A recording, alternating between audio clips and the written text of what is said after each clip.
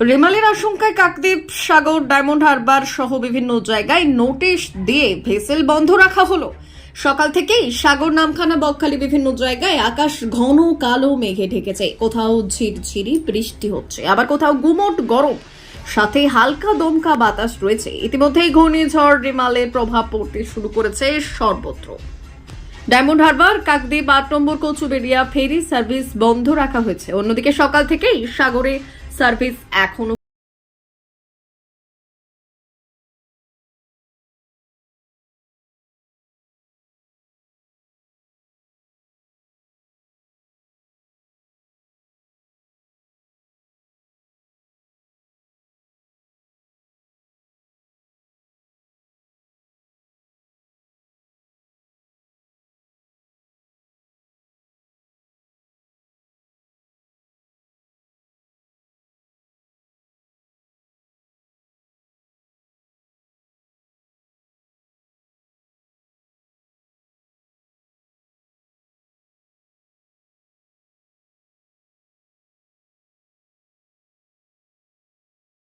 উত্তরের প্রহরী।